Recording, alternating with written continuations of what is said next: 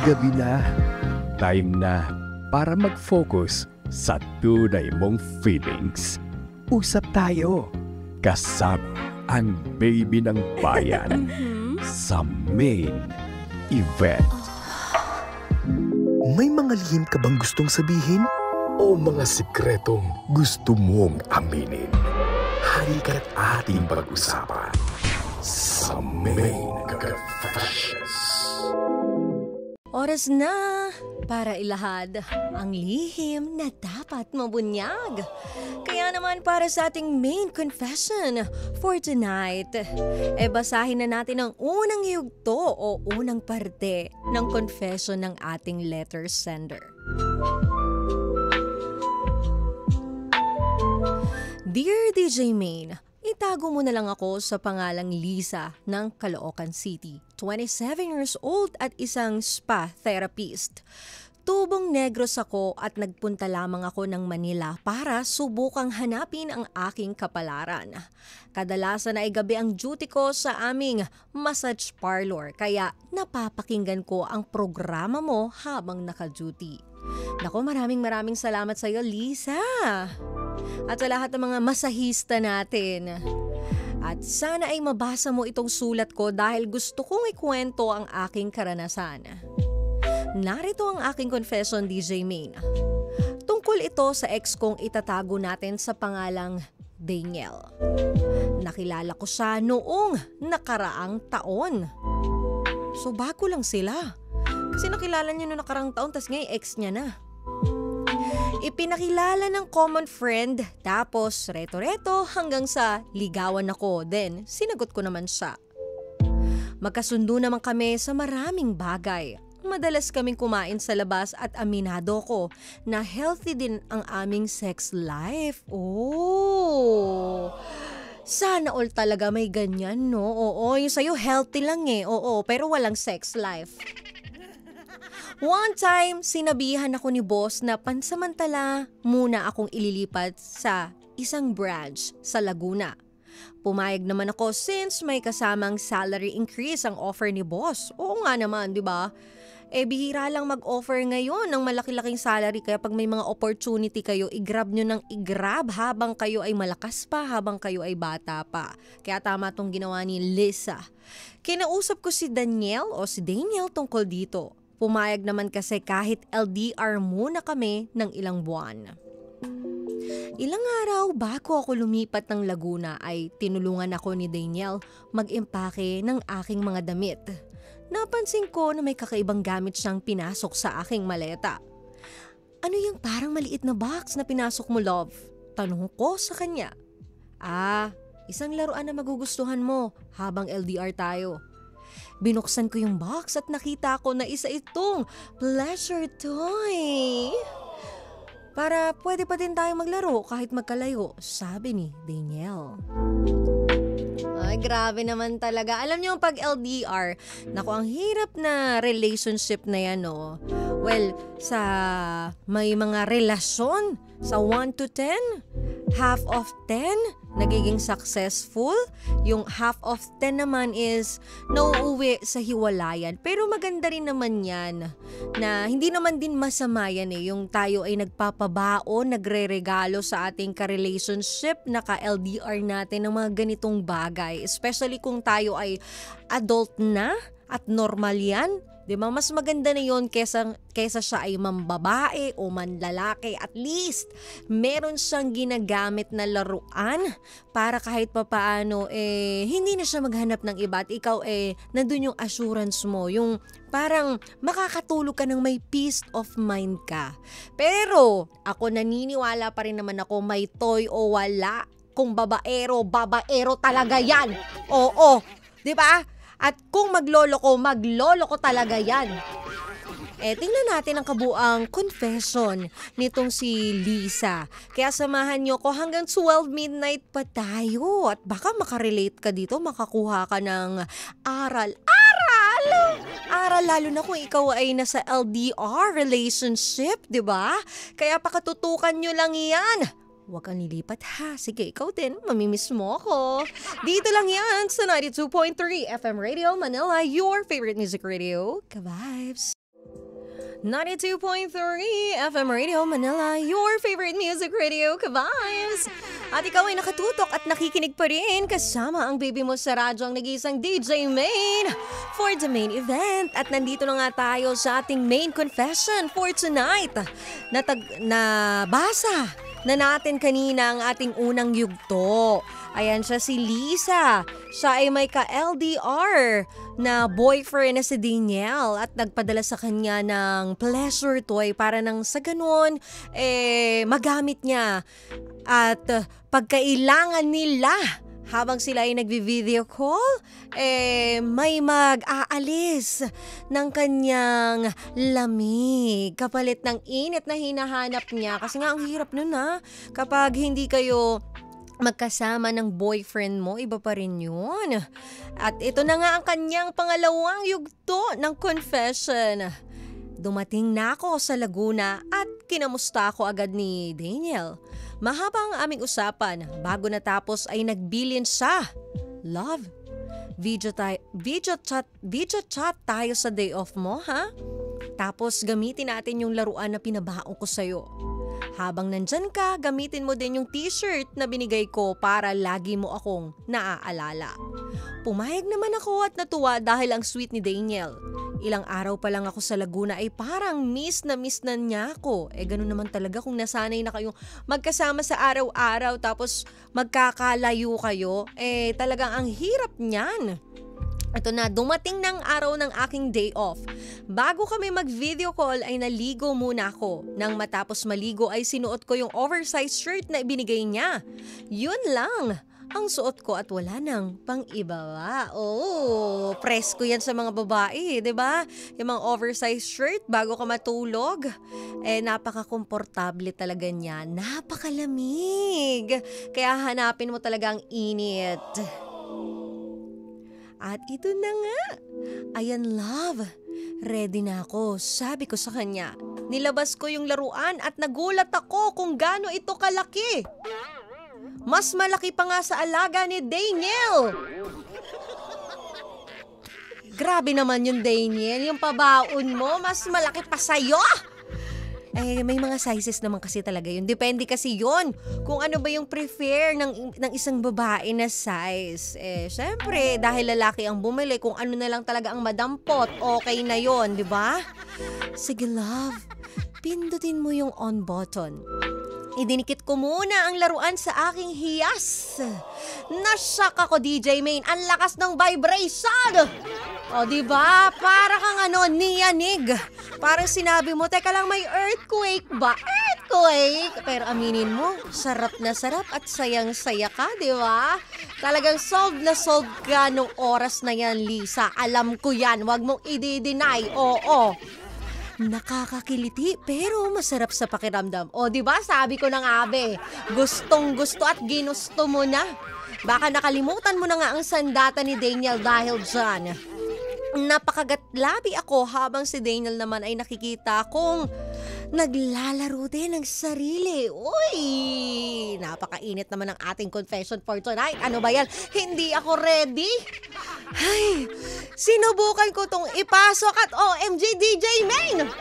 Ay, pinasok na nga niya. Dapat dahan-dahan lang at dapat talaga dyan madulas. Diba? Para hindi ka nasasaktan. Napalakas yung ungol ko ng dahil sa sarap. Hanggang sa sumirit ang likido. Oy. Hindi ko ito napigilan at nabasa na husto ang kama. Feeling ko, naabot mo yung success step by step. Step by step, oo. Diba? Feeling mo yung nasa heaven ka na. Iba yun, Talaga naman. Ay, relate sa, namimiss niya. Pero hindi na maibabalik. Ang sarap pala nito, Daniel. Sana pala ginamit mo ito sa akin nung magkasama pa tayo. Actually, first time kong makaraos ng ganun ka-intense, DJ Main. Medyo mabilis din kasing matapos si Daniel at lagi akong bitin. Naging weekly habit namin ni Daniel ang mag-video call at maglaro online. Dumaan ang mga araw at naramdaman ko na namimiss ko na din siya. Gusto ko nang bumalik ng Caloocan para makasama ko si Daniel. Ang kaso nga, Mga 3 months pa daw bago ako payagan ni boss na bumalik. Dahil sa tagal ko na din sa Laguna ay biglang dumalang ang communication namin ni Daniel. Yun lang. Hanggang may isang kaibigan na nagpadala sa akin ng isang picture. Si Daniel ito at may ka-holding hands siyang ibang babae. Sakit naman nun. Naku, para kang niya binuhusan ng malamig at mainit na tubig na hindi mo ma-explain na gusto mong sugurin pero wala kang magawa. Ang akala ko ay magiging tapat sa akin si Daniel kahit LDR kami. Pero ewan ko ba DJ Main, hindi ko siya magawang i-block sa messenger. Pero hindi pa ako ready na kausapin siya ulit. Kung ikaw ang nasa kalagayan ko DJ Main, papatawarin mo ba si Daniel? Kaya mo bang kalimutan yung fact na nagtaksil ang lalaking mahal mo? Payuhan mo naman ako. Daniel, kung nakikinig ka man, pinapatawad na kita pero hindi ko pa kayang tanggapin ang nagawa mo. Hindi pa sa ngayon, tatanggapin kita kung makakapaghintay ka until my heartaches end. Maraming salamat DJ Main from Lisa of Caloocan. Papatawarin, hindi ko papatawarin no. Hindi lang naman siyang lalaki sa mundo. At dyan sa LDR na yan, dyan nasubukan kung gaano katatag ang relasyon namin. Binigyan-bigyan niya pa ako ng laruan. Oo, na napakalaki. Tapos bigla niyang gagawin yung ganon. May iba na siyang ka-holding hands. Kaya papalitan ko siya. Hindi ko siya papatawarin. Ganon. Dapat ganon. Pero sige, mamaya ako sasabihin ang buong advice o perspective ni DJ Main. Kaya kumapit ka lang dyan hanggang 12 midnight pa tayo. Dito lang yan sa 92.3 FM Radio Manila, your favorite music radio. Kabayos. At kanina nga natunghayan na natin ang ating main confession for tonight. Ang nagpadala ay isang babae na nagngangalang Lisa. Siya ay may karelasyon na si Daniel at masaya silang magkasama ha. Yung relationship nila, sabi nila talaga namang healthy ang kanilang sex life at mapapasana all ka na lang talaga. Pero dumating ang araw na kailangan nilang mag-separate ways. Pero para naman yun sa future nila, isang magandang opportunity para kay Lisa. LDR sila. Ayan, taga-Caloocan si Daniel at siya naman ay doon, napadpad doon sa pinastay ng kanyang boss sa Laguna. Sa umpisa ng relasyon ninyo, sabi mo nga Lisa, okay naman kayo ni Daniel. Nagkasundo kayo, masaya kayo sa mga moments, at kahit yung intimacy ninyo, talagang nag-e-enjoy kayo. Ibig sabihin yan, may foundation yung relationship nyo, may care at effort. At yung part na nag-LDR kayo, natural na mahirap ang LDR. Hindi kasi lahat ng tao kayang tiisin yung distance. Lalo na kung mahal na mahal nila yung taong iyon at nasanay na sila doon sa araw-araw na sila ay magkasama. Kahit pa may mga paraan kayo para mapanatili yung connection ninyo like video call, gamit yung toy at yung shirt na binigay niya sa'yo, iba pa rin talaga kapag kayo ay magkasama at magkalapit. At yung nakita mong picture, ito yung pinakamasakit. May hawak kamay siyang iba? Hindi simpleng bagay yun. Kasi malinaw na may emotional o romantic na involvement siya sa iba habang kayo pa. Kaya nagkaroon ng betrayal. At yung nararamdaman mo ngayon, normal na hindi mo agad kayang i-block si Daniel. Kasi mahal mo pa siya at biglaan yung nangyari, hindi mo expected. Hindi mo rin madaling i-let go yung tao na naging parte ng buhay mo, lalo na kung may mga memories pa kayong sariwa. At doon sa tanong mo sa akin na, kung ikaw ang nasa kalagayan ko, DJ Main, papatawarin mo ba si Daniel? Para maka-move on, you need to forgive someone and forgive yourself. Pero hindi na para balikan ko siya. Yun yung para sa akin na syempre magkakaiba tayo. Pero kung papatunayan niya sa akin na magbabago siya, because I do believe in second chances din naman. And I do believe na ang lahat ng tao ay nagbabago. At kung mapatunayan niya sa akin yun, why not? Pero sa ngayon, kung ako yung nasa sitwasyon mo at bago pa lang sariwa pa yung nangyari, siguro mamahalin ko muna yung sarili ko, magpo-focus muna ako sa sarili ko. Hahayaan ko muna yung time ang mag-heal ng sugat na ginawa niya sa akin. Kasi ang hirap nun na ako nandito ko sa malayo. Ano ba ang goal ko? Ano ba ang purpose ko dito? Magtrabaho, kumayod. Para saan ba yun? Para sa future namin. Tapos ikaw may gagawin kang ganyan? Na ikaw pa ang nagpabaon sa akin ng pleasure toy? Na napakalaki, mas malaki pa sa'yo? Tapos makikita ko may hawak kang kamay ng ibang tao? Diba masakit yun?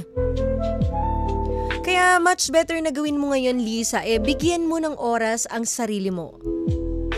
Huwag mong madaliin ang proseso ng pag-move on o ang pagpapatawad.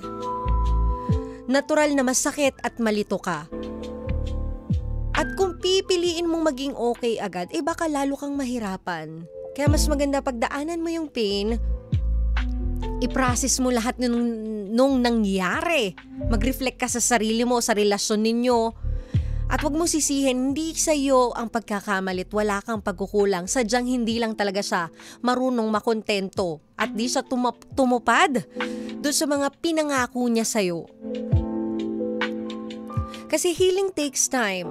Kapag hinayaan mong maramdaman lahat ng emotions mo, lahat ng feelings mo, lahat ng pain, mas lalong madali kang mag-move on. Mas makakabawi ka ng buo. And don't forget kung ano yung nagawa niya sa'yo. Kahit gaano mo pa siya kamahal, ang pag-cheat ay hindi biro. Hindi ito maliit na bagay na pwedeng basta kalimutan lang o baliwalain. Kasi kung i-ignore mo lang yung ginawa niya sa'yo, baka maulit lang ulit at masaktan ka pa. Baka this time mas masakit na. Kaya kailangan mong timbangin kung trustworthy pa ba siya. Obserbahan mo siya through his actions. Kasi yung action na yan, yung action ng bawat tao, yan ang hindi magsisinungaling. At importante din yung closure. Hindi man ngayon, di mo need madaliin ang sarili mo lalo kung hindi ka pa handa. At pag dumating na yung araw na ikaw ay handa na, ready ka nang harapin siya, kausapin mo siya. Tanungin kung bakit niya nagawa yun. At makinig ka sa paliwanag niya. Hindi para makipagbalikan agad kundi para maliwanagan ka. Para mas maging malinaw sa'yo. Kasi kapag walang closure, dadalhin mo yung tanong na, bakit? Saan ako nagkulang? Dala-dala mo yan kahit saan ka magpunta, kahit anong oras yan, even sa pagtulog mo. Bit mo yan. Yan ang magiging multo mo. Kaya kailangan mo rin yan. Closure helps you to let go. At para din sa ikaka-peace of mind mo. And piliin mo yung peace mo kesa dito sa relasyon na hindi mo naman deserve. Mas okay nang wala kang karelasyon kesa na sa isang relasyon ng puno ng sakit at duda. Kasi deserve mo ng peace of mind at hindi mo palaging nagtatanong kung loyal ba siya. At ito na siguro yung time para mag-focus ka sa sarili mong growth. Baka nangyari ito kasi ito yung gusto ibigay sa'yo ni Lord. Na uy, magising ka, niloloko ka ng taong ito. Hindi ito para sa'yo, hindi yan naka-align sa plano ko para sa'yo. Ito ang plano ko sa'yo. Yung maging successful ka muna sa karir mo, sa sarili mo. Kaya gamitin mo yung panahon ng pagiging single para mag-invest sa sarili mo. Trabaho, hobbies, family, at sarili mong happiness. Kasi kapag kompleto ka sa sarili mo, hindi ka basta-basta masasaktan ng kahit sinong aalis o manloloko sa'yo. Kasi buo ka at mas mahal mo ang sarili mo. And remember na may mas better na tao na nakalaan para sa'yo. Kaya huwag kang matakot na mawala ito si Daniel. Kasi kung nagawa niyang lokohin ka ngayon, Ibig sabihin, hindi siya yung tamang tao para sa'yo. Kasi may lalaking darating na kaya kang pahalagahan ng buo at hindi ka ipagpapalit at kayang panindigan ang kanyang ipinangako sa'yo. Kasi dito matitest ang isang relationship sa LDR kung gaano kayo katatag at gaano ka kaloyal at faithful sa iyong partner. At kung paano ka tumupad sa mga binitawan mong salita at ipinangako. Kaya wag mong i-blame ang sarili mo, Lisa. Minsan kapag nagloko tayo kasi ang unang tanong natin may mali ba sa akin? O pag tayo ay niloko, 'di ba? May mali ba sa akin? Hindi ba ako naging sapat? Pero tandaan mo, choice ni Daniel yung pag-cheat. Choice niya yon. At hindi mo yon kasalanan. At para hindi ka mawala ng tiwala sa sarili mo at sa worth mo bilang babae, huwag mong sisihin ang sarili mo. Sabi ko nga sadyang hindi lang talaga siya nakontento.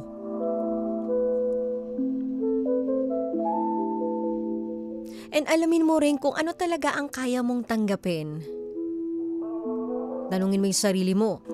Kung sakali ba na humingi ng tawad at gustong bumalik ni Daniel, kaya mo bang kalimutan at magtiwala ulit?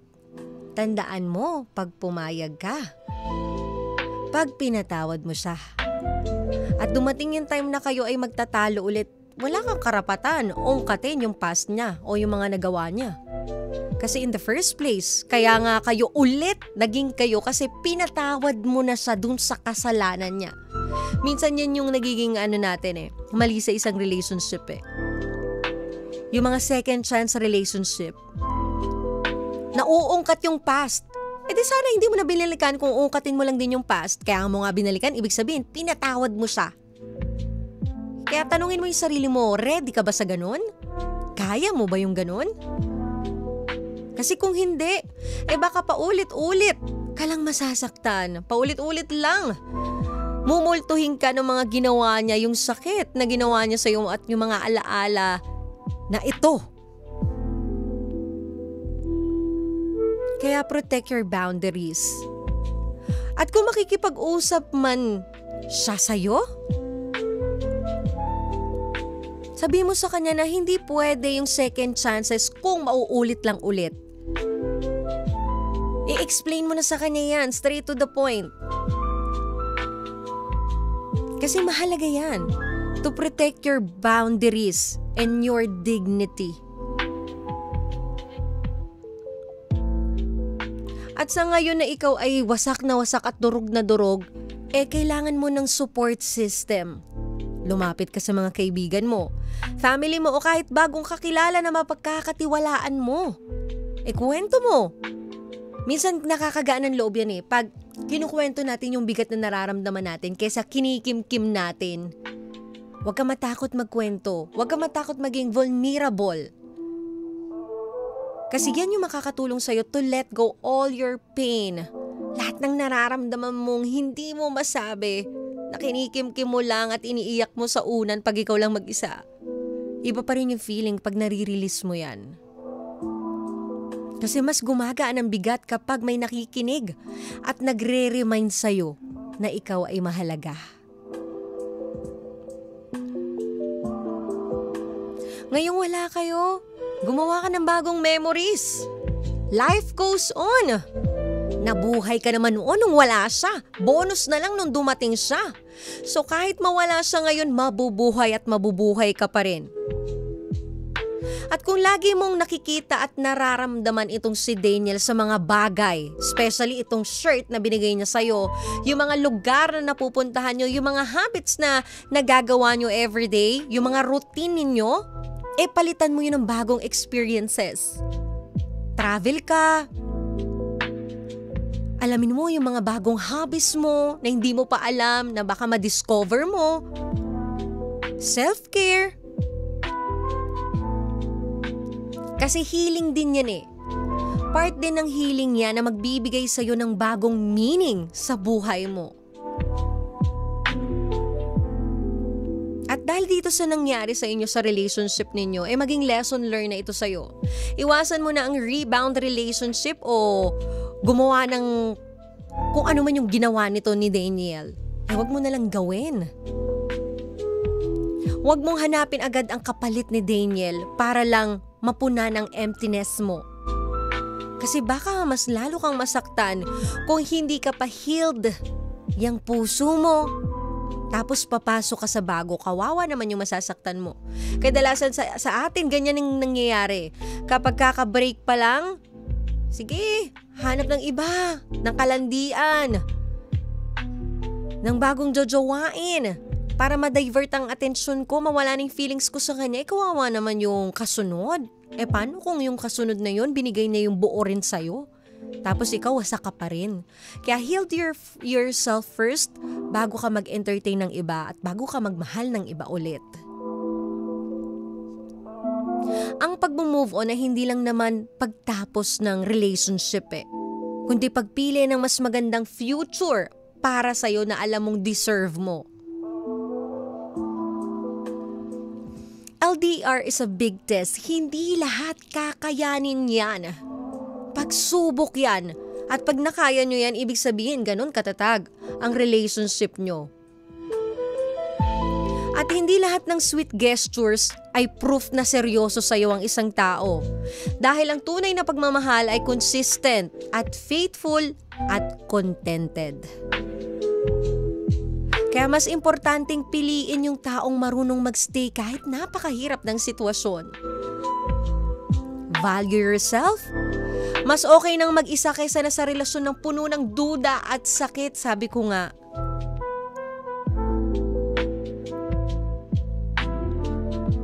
And loyalty is not tested by sweet words, but by choices when no one is watching.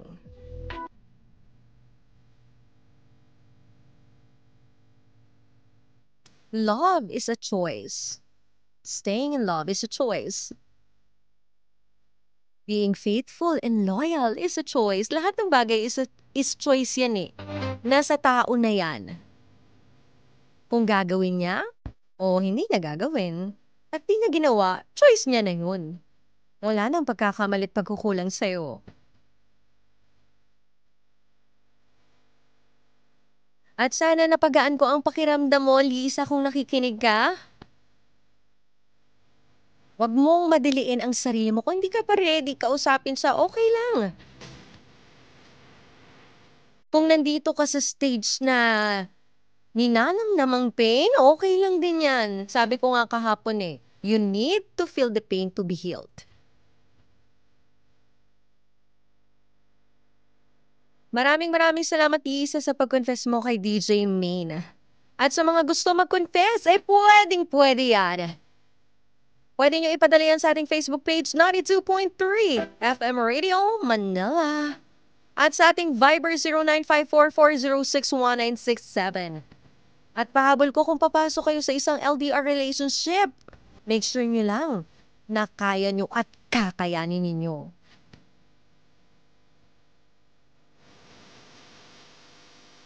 And gusto ko lang batiin ang ating mga ka-vibes. Ayan, Gloria Constantino Mesiano, Adrian Sabroso, Erwin Cuenco, William Mortel, Soriel Miranda.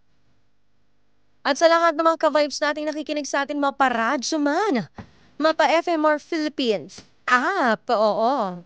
Kaya naman sa lahat ng Android user dyan, i-download ng aming app para mapakinggan mo kami anywhere, anytime. Pumunta ka lang sa Google Play Store at hanapin ang FMR Philippines.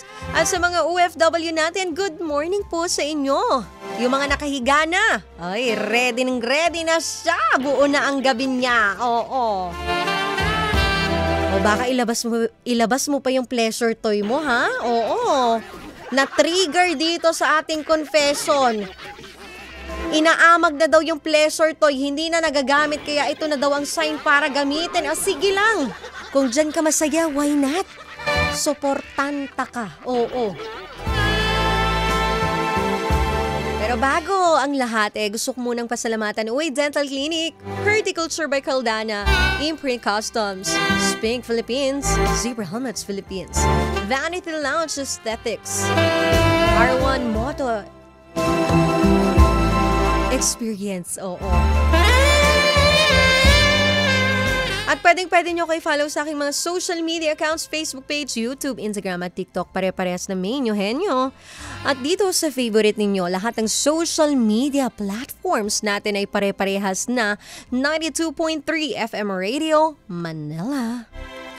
Another main confession na naman ang natapos natin ngayong gabi.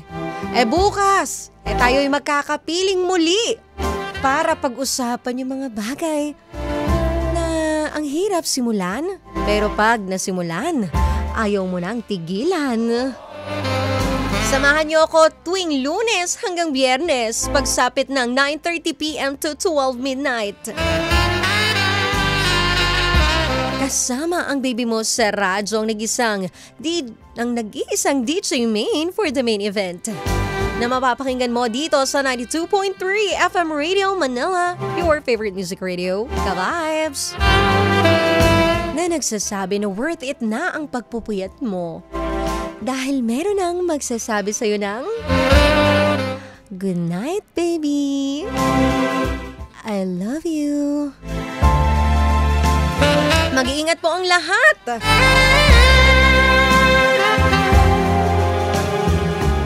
Hindi madaling kalimutan ang taong minahal mo ng totoo, lalo na kung siya mismo ang nagwasak ng tiwala mo. Pero sabi nga nila, time heals all wounds. Sa lahat ng nakikinig ngayon na pinipiling ngumiti kahit may sakit sa puso, para sa iyo to, isang kanta ng paghilom, ng pagbitaw at ng pag-asa.